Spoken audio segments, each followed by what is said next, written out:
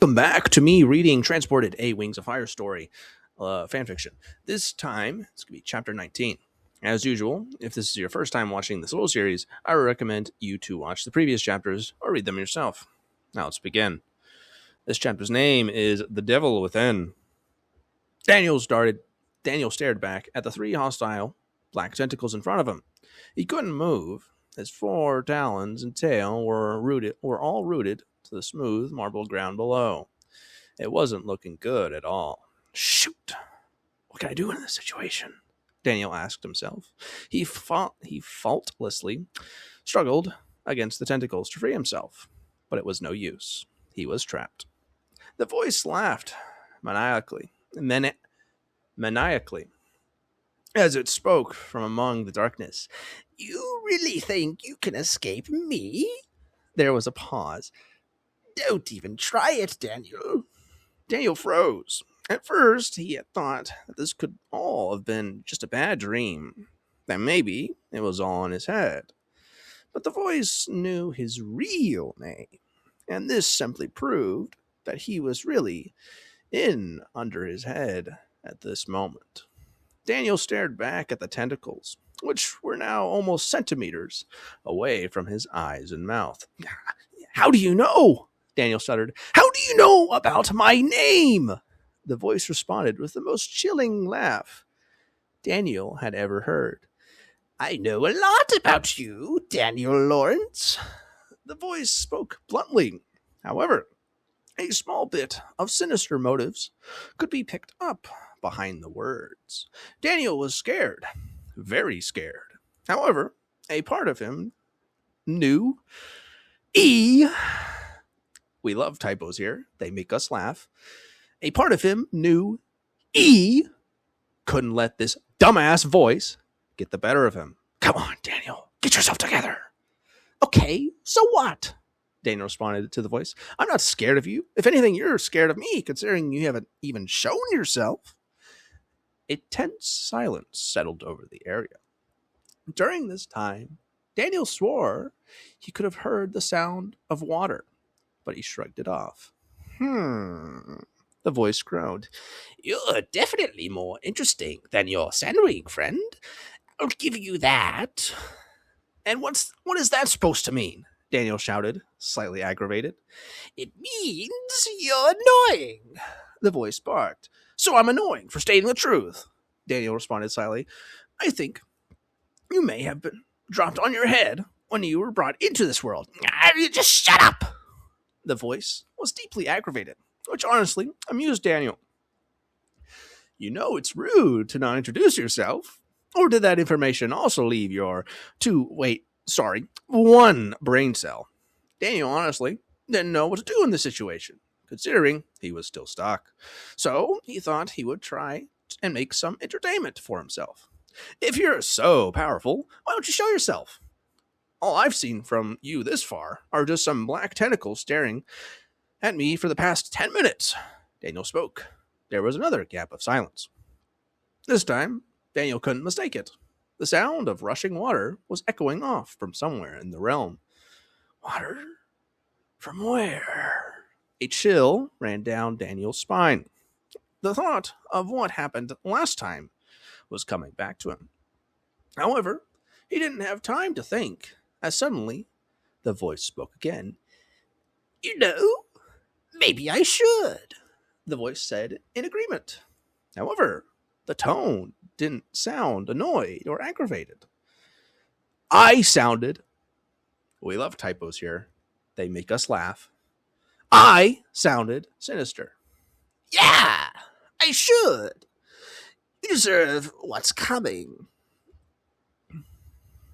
Suddenly, the sound of rushing water began to fill his ears.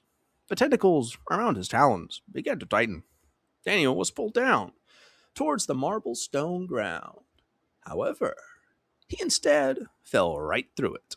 The floor beneath his talons became liquefied, and in only a few seconds, he found himself trying to grab his bearings on the situation.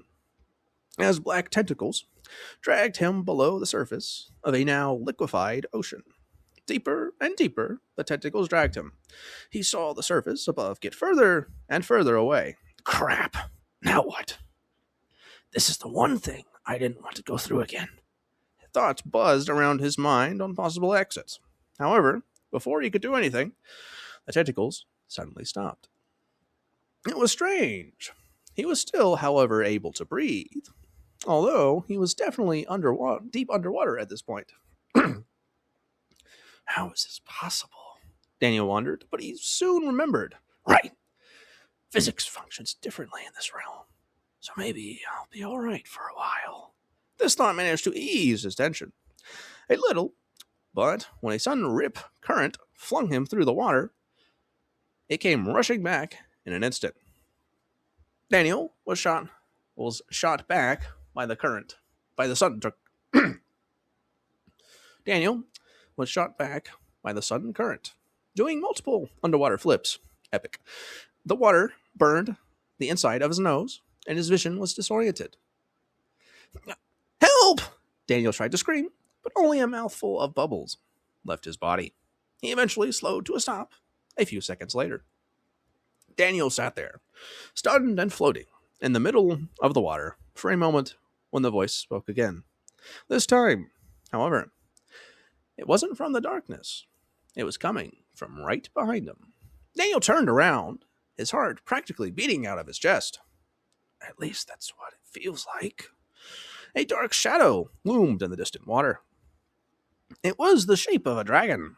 However, there were what appeared to be a dozen tentacles coming out of its back. Worse yet, he wasn't able to see how long they were due to the darkness around him. However, this changed when glowing dots began to appear on the surrounding tentacles, thus allowing him to see their full length. Slowly but surely, more and more dots of various sizes appeared in the water around him. It was extremely unsettling, as they mimicked the appearance of white eyes from the hosts of the Breath of Evil. I haven't read that book, so I'll take Daniel's word for it. A cold shiver ran across his scales, partially because the water he was floating in was quite cold. However, it was also because he had just realized that the tentacles were much, much longer and larger than he expected. He looked around, glowing white-eye-like spots stared back at him in every direction. He looked below his talons to witness what looked like a massive swarm of slithering tentacles forming below him.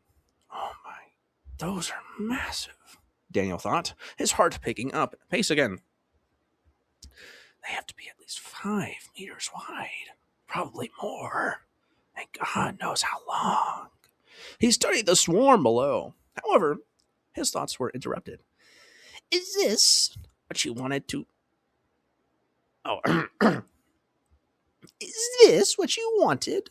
The shadow asked, looking up to meet Daniel's face.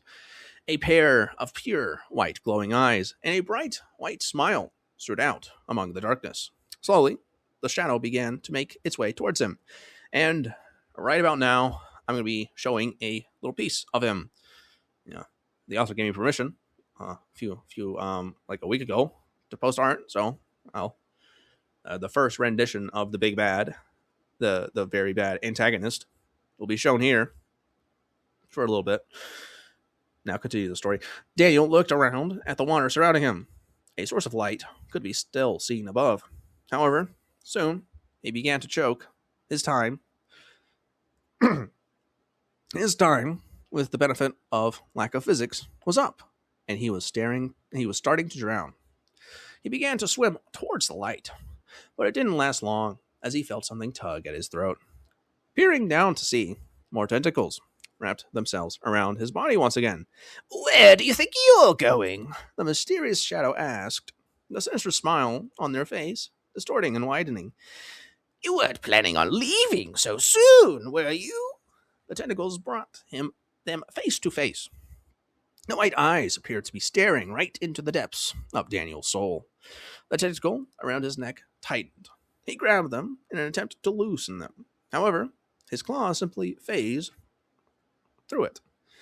"Oh, what's the matter?" the shadow laughed. "Can't breathe?" A large plume of bubbles left Daniel's body as he continued to choke. Daniel stared back at the psychotic wickedness in front of him. He could hear his heartbeat louder and louder in his ears. The world started to darken. "Someone, please, help." Back at the cave, Keebley sat on the edge of the cave entrance, looking out into the evening sky. Normally, when he stared out at the sky in the mornings, he would feel a sense of calm. However, this time it was different. He felt angry and upset, although he didn't know why. "Why am I so upset?" Keebley thought. His mind flashed back to Winters and Pearl's actions earlier. I made sure it was a very malicious move, but their reasoning made sense. Keebley pondered for a moment. The thing was that he knew that they were right to some extent. Keebley knew that they were right about him not opening up about this. So why did it make me so mad? I don't usually lash out like that. Keebley sat there for a few more seconds. He stared out into the distance. However, something caught his eye. In the distance, behind one of the many dunes in the wide desert, a black dragon-like figure was standing there. Huh? Who's that? A Nightwing? Keebley thought. He squinted his eyes. We love typos here. They make us laugh. He squinted his eyes a little in order to try and focus on the distant figure. Though, a few seconds later, he wished he hadn't. Upon closer inspection, Keebley saw that the dragon was not a Nightwing, or any dragon from any tribe for that matter. It was a purely black dragon, with no scales or details, almost like a shadow of some kind. However, what really scared Keebley, and nearly made him jump, was when the shadow-like figure snapped its head to stare directly back at Keebley. We love typos here that make us laugh. Almost as if it knew he was watching it. There were no facial features, except for two large, white glowing eyes, and a distorted, white glowing smile. The shadow tilted its head as it stared back at him. Keebley felt his heart pick up a little as he witnessed this. The shadow raised what appeared to be an equally dark talon from behind the dune before it greeted him with a wave. In any other circumstance, Keebley would have waved back. But something about the dragon, was clearly off. The same distorted, glowing smile was fixed on the dragon's expression. It was extremely unsettling. And if it wasn't enough already, Keebley rubbed his eyes to clear them of any dirt or dust that could hinder his vision so he could get a better look at the mysterious figure. But when he looked back, the figure was gone.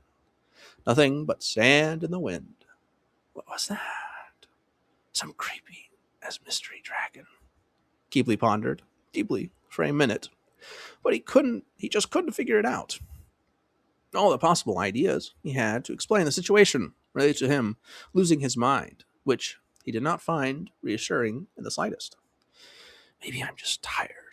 Can't say last night's sleep was very peaceful. I could just be hallucinating things as a result. He looked back out just to make sure that the figure was really gone. Another tumbleweed rolled into the distance. There was no sign of it, confirming his suspicions. But I can't just shake the feeling that it just seemed a little too realistic for a sleep deprivation hallucination. His train of thought was interrupted when multiple talon steps could be heard from behind him. Keebley turned around to see Winter and Pearl come to a stop before sitting down a little further away from him. His face dropped a little and formed a slight scowl of annoyance. What do you guys want? Keebley spat as he stared back at his friends, who had just wronged him. Winter opened his mouth to speak, but fell silent. Pearl simply looked the ground. We love typos here. They make us laugh. Pearl simply looked the ground guiltily, taking glances at Keebly now and then.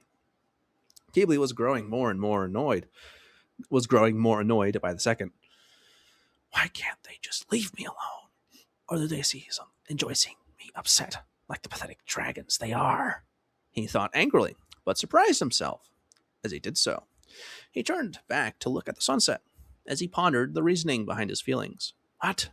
Why am I saying that? They're my friends. I shouldn't be thinking of them like that. Keebly was puzzled by his actions and thoughts. He would never think of his friends like the way he was thinking right now. He didn't know why, but ever since he woke from his nightmare, he just felt annoyed, angry, violent. He couldn't explain it, but for some reason, a part of him wanted to cause something. Something big. Something chaotic.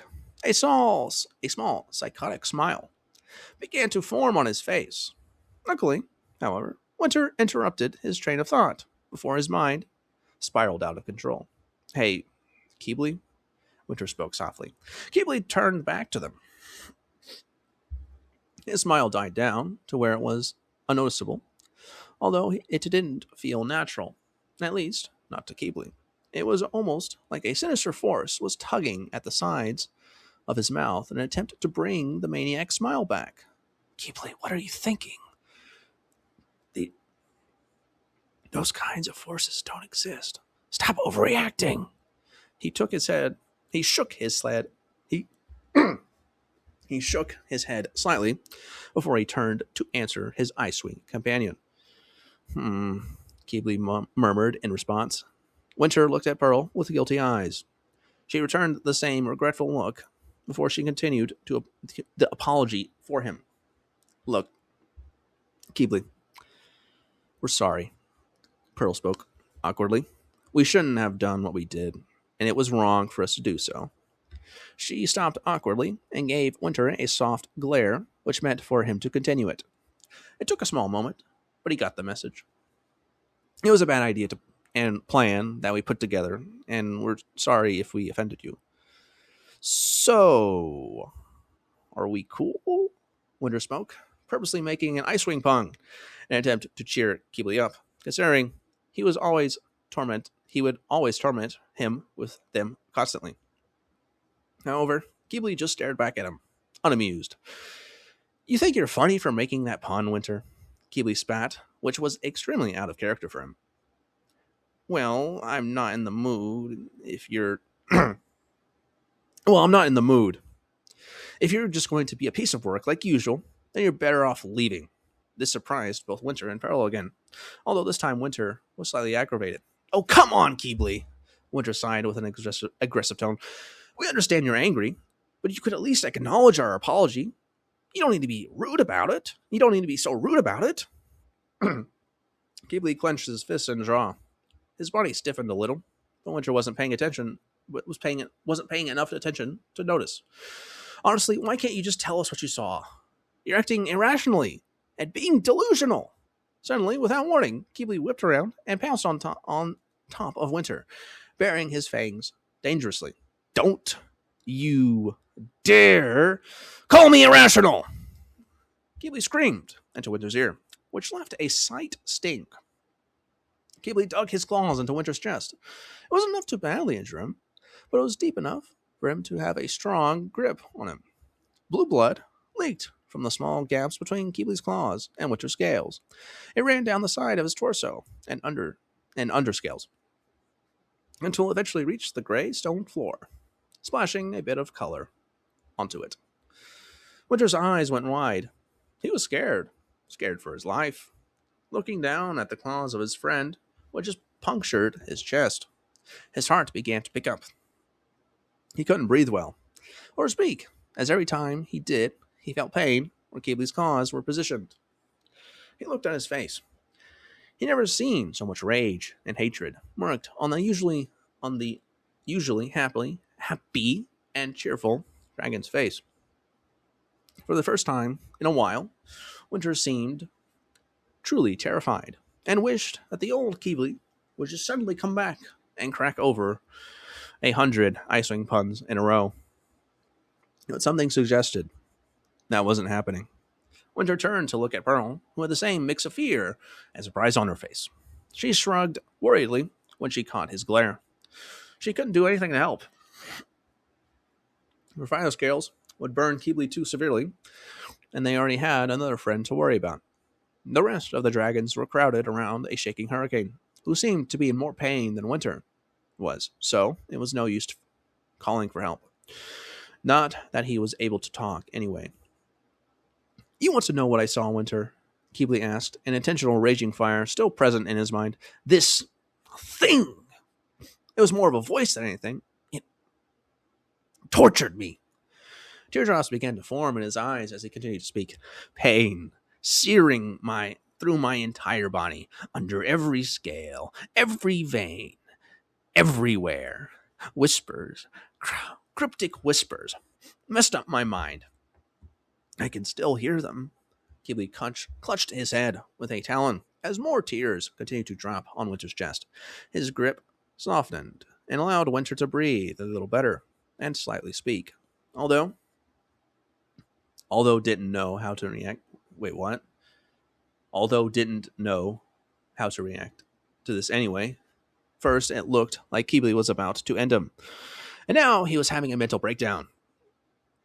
Hey, Winter croaked. He placed a talon on Keebly's arm. Arm? Dragons have legs. They're quadrupeds. They don't have arms. Keebly's arm in an attempt of two things. One, to try and get him to let go of his chest. And two, to try and comfort him and give the message that it would be all right. Even though it would be difficult to get the message over. Keebly didn't pay much attention to Winter's actions, although his grip was loosening up. As soon as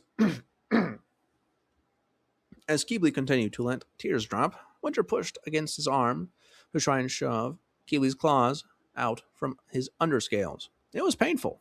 Very painful. More blood oozed out from his body as Winter struggled to lift his friend's arm. Winter clenched his teeth as he endured one final thrust before Keebly's, now blue, sharp claws left his body. He was finally able to breathe properly through his chest, still hurt beyond anything at the moment, but he had gotten his voice back. Keebly, Winter called,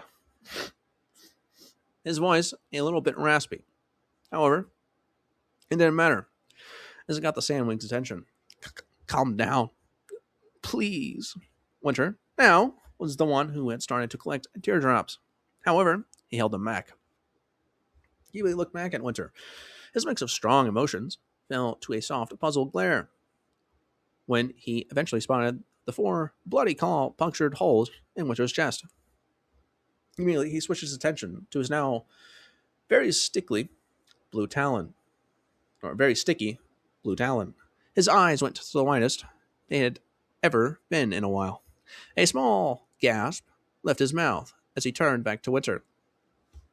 All of his confusion turned to panic in an instant as he put the pieces together and realized what he had just done to his friend.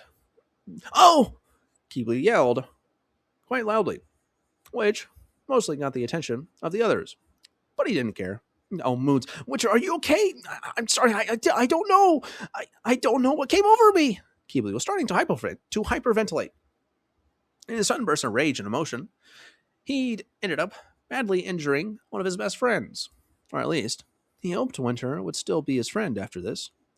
He had already messed up multiple times in the past few days. This would definitely be the last straw. Winter, I'm sorry. I truly am. I don't know what in the moons came over me, but I've already wronged you multiple times. There was a short break of silence after his sentence. Winter didn't know what he was going on about, so he just lifted his head.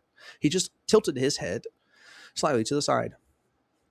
This caused some more of his blood to leak from his chest. Winter winced slightly, which only made Keebly panic more. He was walking from side to side, mumbling multiple rude remarks at himself. Winter couldn't understand most of it, but he managed to pick up the words useless, terrible friend, as well as better off dead. As soon as he heard those final words come out of his mouth, he knew he needed to speak up. He didn't care if blood was keeping his he didn't care if blood was keep would keep leaking if he did talk. He knew he couldn't let Keebly have the thoughts he had. What? We love typos here. They make us laugh. He had for so long. He knew how much it could mess up your mind. Keebly, stop talking. Winter spoke sternly. More blood came out of his scales as he did so, but he ignored it. Stop talking nonsense. You're not better off dead, Winter continued. He noticed he had gained Keebly's attention. Keebly stared back at a now very dark blue Icewing, who was pushing through Moon's knows how much pain in order to give him a message. Get yourself together! Winter bellowed. You're not useless or a terrible friend, and you're most definitely not better off dead. By the time Winter had finished yelling, the pool of blood had grown to reach Pearl's talons, to which she instinctively leapt back slightly. Winter, Keebly whispered, as he wiped the tear from his eye. You shouldn't be talking. What about your scales? Winter let out a sore, painful, yet needed laugh. It forced even more blood out of him, but he didn't care. Don't worry about me.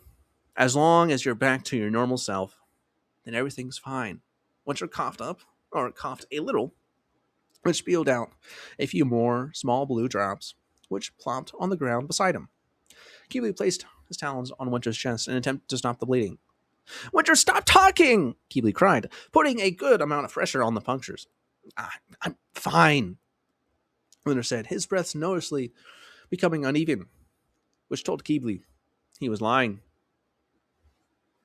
I'm just a little tired, Winter said in the most ordinary way possible. Although it was clear that he was struggling to speak, Winter put his head down on the stone floor. He closed his eyes and almost immediately lost consciousness from blood loss. Hey, Winter, wake up, don't you head off to sleep on me, Keebly screamed, panic flooding back to him. He shrunk the Icewing's shoulders, although no progress was made in regards to waking him back up. Winter was out cold. On an unrelated note, do you think dragons can have tension pneumothoraxes? Because, well, if Keebly breached the chest wall, then Winter's got a sucking chest wound. But, well, that was just a thought I had. Onward. Let's continue. Keebly and Pearl stared back at their fainted Icewing friend. Luckily, Keebly's quick thinking finally came back to him at that moment. He grabbed Winter's talons with his own and began to gently drag him across the cave floor. A blue smear followed Winter's still body as he did so. Keebly dragged Winter towards his other friends. He knew they were all worried about Hurricane, and it would probably be a bad idea to worry them with something else. But he didn't have much of a choice. If they didn't help Winter out, then he could die. Turtle! Keebly shouted upon spotting his animus friend. Turtle turned to meet a very upset Sandwing, dragging a body behind him. His talons and some of his underscales were stained blue, and there was a noticeably large blue smear across the stone floor. Turtle's concern, however, shot through the roof when he noticed who he was dragging. Keebly, what happened to him? Turtle cried as he left Hurricane's side and rushed down to his fallen Icewing friend. His heart rate picked up as he spotted multiple puncture marks on his chest. Oh, Moons, Turtle whispered to himself. I messed up, Turtle. I messed up badly. Keebly panicked. What do you mean you... Turtle paused as he looked up, noticing that Keebly's claws... Sorry. Turtle paused as he looked up, noticing that Keebly's claws were stained completely blue. I messed up. Please, you need to help him, Keebly sobbed. He lowered himself towards the ground, grabbing Turtle's shoulders in the process. Please, Turtle. I know I said I wouldn't ask you to use your powers, but please. His talons fell to the floor. Turtle looked down at his unconscious friend, seeing the blood ooze out of Winter's body. Made Turtle's stomach turn. He felt sick. Keebly, what did you do? Turtle was in shock. His brain struggled to grasp the situation in front of him. He just stood there, staring at the slow stream of Winter's blood. That was until Pearl snapped him out of his daze. "Hey, stupid! Wake up! We need you!" Pearl snapped her claws in front of his face. The sudden burst of heat brought him back instantly. Turtle shook his head, and without saying another word, he reached for his healing stone, although he was interrupted by Star, who he hadn't noticed was also standing behind him. She placed Talon on his shoulder as she also looked down at the sickening scene. However, she was able to maintain her composure, despite her body saying otherwise. "Turtle, it's Hurricane." Star spoke, her words clear and calm, with a small layer of a deep worry hidden beneath them. "He's gotten worse.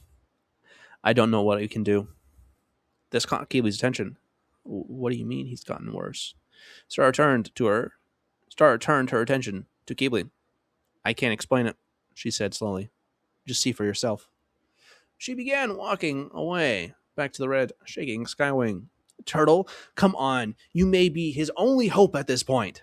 "Right," Turtle said, but before he left, he pressed the healing stone he had taken out of his pouch to Pearl. He passed the healing stone he had taken out of his pouch to Pearl. "Use this to heal him," Turtle said, gesturing to Winter. "Make sure you don't burn him." Pearl stood there for a second, slightly shocked that someone would trust her with something like this. However, she simply nodded her head and bent down to heal her friend in need. Meanwhile, Keebly and Turtle both ran over to where Hurricane was currently laying. His body was tensed up, almost as if he was trapped by something. "What happened?" Turtle asked desperately, as both he and Keebly knelt beside him. "We don't know," Moon said. "He was calm at first, but then all of a sudden he started shivering and struggling." "Something is terribly wrong," Star added. Turtle placed a talon on his friend's chest. His heart rate was through the roof. Turtle could feel Hurricane's pulse throughout his entire body. With every beat and every shiver, he felt a part of his life being drained. He couldn't explain it, but he just had a feeling. Suddenly, Hurricane stopped breathing. He started making jagged motions with his neck as he did so, as if someone was choking him. Hey, why aren't you breathing?" Kikajao shouted, jumping on top of him in an attempt to wake him. "Kikajao, calm down! You might hurt him!" Kiwi suddenly yelled, tackling the small ringwing off of the choking Skywing as they both landed on the stone floor. Kikajao looked up at Keebly. Was scared eyes. Wait, what? We love typos here. They make us laugh. Kikajao looked up at Keebly. Was scared eyes. Keebly was slightly mad, but her eyes reminded him of what he had just done to Winter, and as such, got off of her carefully. He shot her an apologetic glance before returning to his love interest on the ground, leaving an uninjured Kikajao alone to her thoughts. Hurricane was still unresponsive to any futile attempts to wake him, as Turtle and Star were constantly shouting his name and shaking him like there was no tomorrow. Moon sat there with a mixed expression of confusion and realization. However, her eyes snapped open when she realized something. "Guys, stop!" Moon yelled. Turtle and Star fell silent as they looked up at her. Moon had a mixed expression with two claws on the side of her head. I can hear him," she mumbled. "What? You can hear him?" Keebly asked, putting an ear to Hurricane's snout. "No, I mean I can hear his thoughts," Moon said as she shut her eyes tightly. "What's he saying?" Turtle inched closer to her. "I can't make it all out, but I need you all to be quiet for a moment. Thoughts included," Moon said sternly. The others looked at one another, uncertain of how to keep thoughts silent. Soon, Keebly nodded, signaling to the others to try their best to control their minds while Moon worked her magic. Moon closed her eyes again in an attempt to reach into Hurricane's mind. It was mainly darkness. Now and then, a few thoughts slipped from her friends' minds, but after a few moments, she could pick something up. It was only a few words, but it was enough to send shivers down all of their spines. Someone Please, help! Moon gasped and opened her eyes after hearing his voice. Upon looking at her friends, she realized that she must have also said the thoughts aloud, as they were also staring back with the same worried look. Ghibli was about to say something when Turtle beat him to it. That's it. I'm doing it, he stated as he flexed his talons slightly. No, you, you can't be serious. You know the possible consequences of it, Star said, now also slightly worried. And the negative impacts it can have on you, Moon interjected. What's he going to do?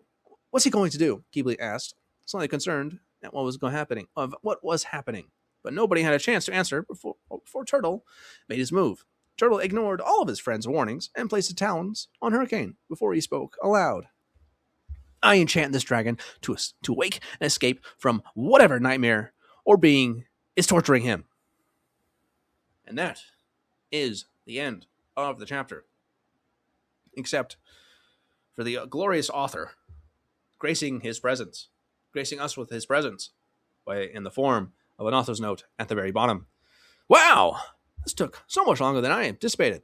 I apologize for the massive wait for this, but it's finally here. From now on, please expect each chapter to take 1 to 2 weeks to write. I know it's a little unreasonable, but bear with me. Please. I'll try and get another one out, but it will probably be the same time as this one. But besides that, I'll see you all soon. Adios.